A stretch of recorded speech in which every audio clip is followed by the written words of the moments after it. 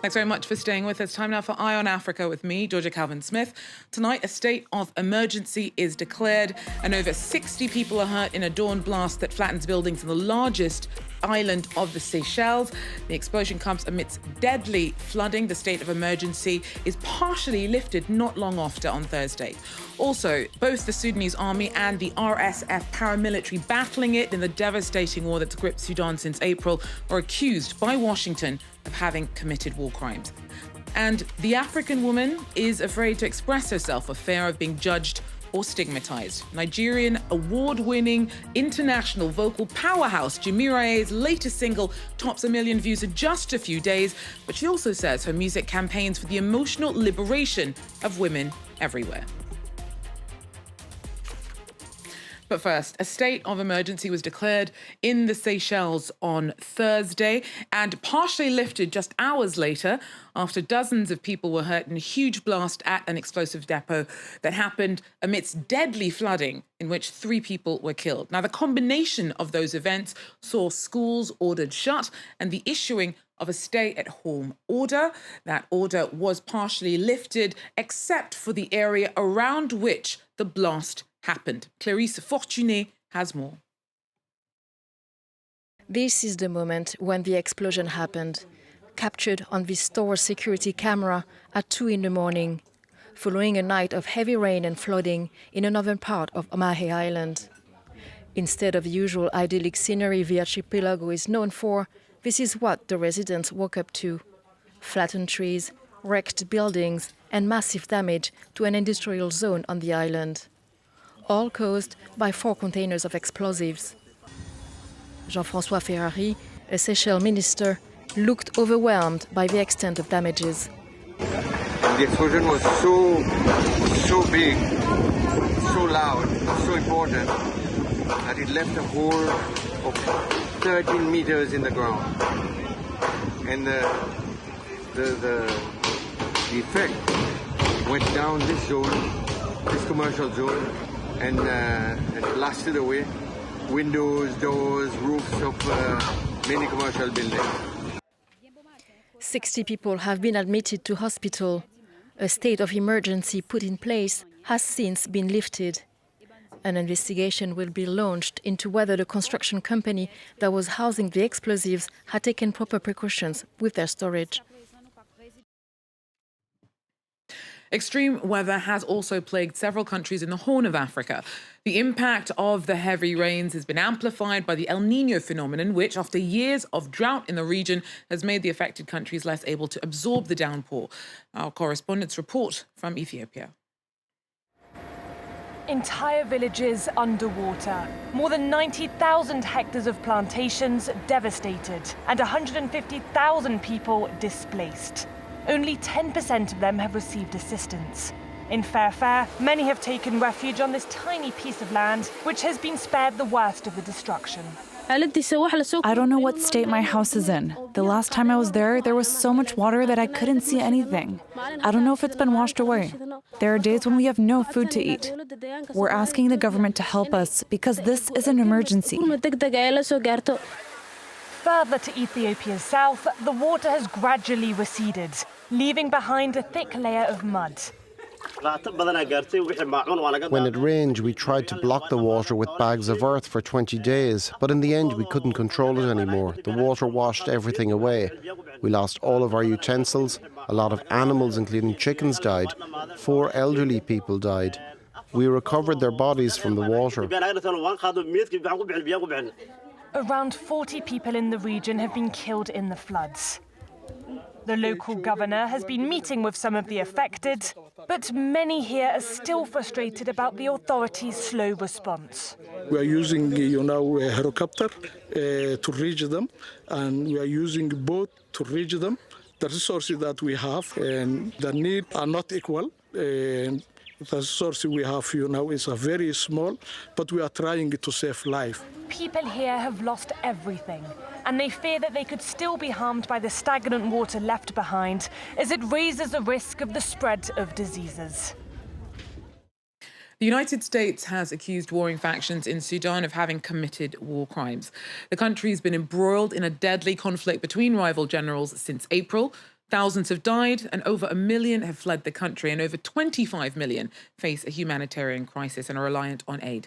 Washington says that both sides are responsible for atrocities. Our regional correspondent Olivier Bizot brings us more. This is the first time that a member of the UN Security Council has acknowledged that the violence taking place in Sudan can be described as crimes against humanity and war crimes. In his statement, Blinken acknowledged the violence, but he didn't impose any sanctions on the army or on the paramilitary rapid support forces. Now, the US administration has already imposed sanctions on Sudan, including on Monday when they imposed financial sanctions on 3 Sudanese men accused of undermining peace in the country. One thing is sure, and that's that the situation in Sudan is deteriorating.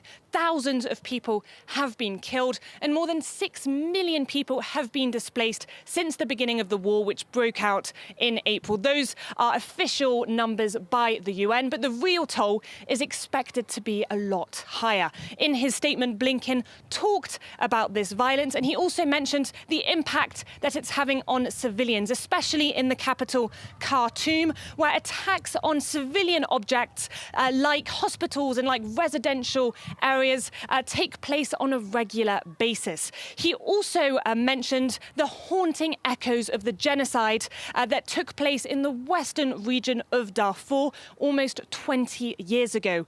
That's where the Masalit ethnic group are being persecuted by the RSF. Our team in Nairobi recently published a report about that violence taking place, which you can find on the France 24 website. Regional correspondent Olivier Bizot there for us. Now, West Africa's top court has rejected a request by Niger's junta to lift sanctions that were brought in by regional bloc ECOWAS as a response to the coup that toppled President Mohamed Bazoum back in July. Now, the penalties included the shutting of borders, the suspension of financial transactions, and the freezing of Niger's assets. Now, Niamey's challenged those measures before the ECOWAS Court of Justice, arguing that its citizens were bearing the brunt of those penalties. But judges stated on Thursday that Niger is not a recognized member state of ECOWAS and that the junta therefore does not have standing to bring a request on behalf of the country. Now, a change of pace. I was a bit torn about which way to take the conversation with our next guest. On one hand, Nigeria's Jemiriye is an award-winning international singer whose latest single was released less than a week ago, but has already racked up over 1 million views in just a few days. She received a Lifetime Achievement Award by US President Joe Biden last year, having come all the way from first attracting a mass following in 2012, as a finalist from Nigerian Idol back in the day. But Jemiriye is also a passionate campaigner. She runs a charity that offers training for women and young people and says that her hit single Tule, or Release It in Yoruba, is a call for women to speak up for what they need. Before we move on and hear from her, let's have a listen to the single. You make me the Tule, Tule. You make my heart a Tule, boy. Not for you, I the Tule. Oh boy, I the Tule. Thank you so much for coming in, Jemiriye. I have to say that single's been living in my head rent-free for a good few days now, so it's really great to have you on. But first of all, about the actual subject matter of the song itself. You were telling me earlier that for you, it's a reflection of your concerns that African women sometimes face difficulty in being able to express themselves in some of their closest relationships. What have you seen that's led you to that conclusion? Okay, thanks for having me. First of all, I'll say, as Africans, if you've noticed, you need to be asked. First of all, as a woman, you need a man to come ask your hand. You need a man to do everything, and then it's kind of became a thing in the mind, and it became something in the mentality of the African women. It's hard for you to just open up and express yourself, even in your own romantic relationship. Even in your marriage, and it's almost like a taboo for you to say, I I confess you give me pleasure. And I feel like, why is it so difficult to say something so simple, almost, And then I haven't lived in part of the world, I've seen all of this, and it just kind of came to me like, I have to think about this. I have to say something and be very expressive about how I feel. And maybe with that, I hope I'll be able to help other women also, be as vocal as possible about their feelings. Yeah. You were mentioning that you think that it's something very specific about African culture, or at least your experience of aspects of African culture that makes it hard for women to put themselves first, emotionally, physically, and not just romantic relationships. Yeah. What does that look like? Okay, I'll say, first of all, back in the days, the men were just the only providers. When I say back in the days, most of the time, say 70%, the men were the providers in the house. And also, when you go out, there's certain things you cannot say. You're a woman. So you're penalized for saying what you need or you want. You cannot be outspoken about things like this. And then the tag, you're a woman, it's almost like, what does that even mean? It means something when you are back, in Africa, but when you step out, it's like, but I'm also a woman here. Why don't I have all of that stereotype? Then you realize that it's a cultural thing. And bit by bit, it's kind of like opening up, but we still need a whole lot to do in order to fix this. So that's, for me, that's why I'm dedicated to a course as this. And so you're currently living in France, lucky us. Yeah. You're obviously originally Nigerian, you lived in the US. Yeah. So what have you seen that's different in terms of the space that's allowed for both the expression of a woman or being able to put herself forward and even the willingness of women to do so in the various different cultural contexts that you've lived in? A whole lot. I'll take, for instance, the former First Lady, Michelle Obama. You see how she was like the face. And you could tell that this is a strong woman, and the husband let her be exactly who she is without any constraints, no strain, no, and then I think that's what we need more of this coming from the planet Africa as well, from the continent Africa. How you call it, planet Africa. No, I actually quite like planet Africa. I'd like to think that that's what Iron Africa does. But, is this concern, this perspective that you're sharing with us, part of why you set up your charity, Iwa? Yes. I was in South Africa in 2006. I was performing. I was the youngest at the Pan-African Women Conference that had Madam Winnie Mandela in attendance.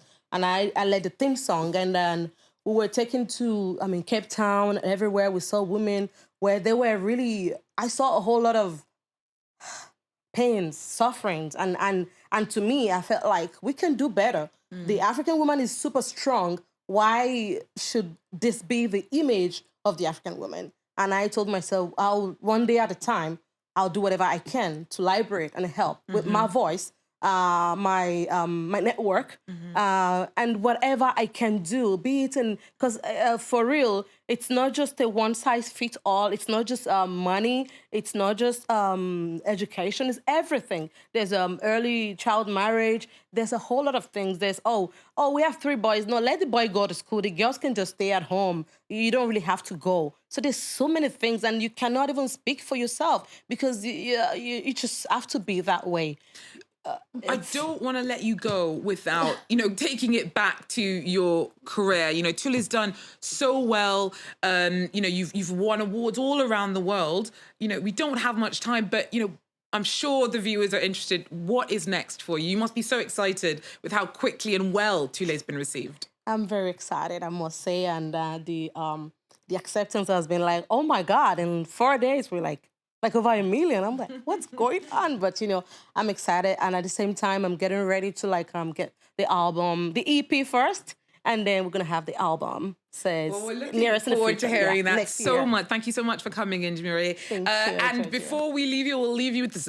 As we leave you, we'll leave you with the sounds of Tule once again. Thanks for joining us. Do so again if you can. Till then, take care.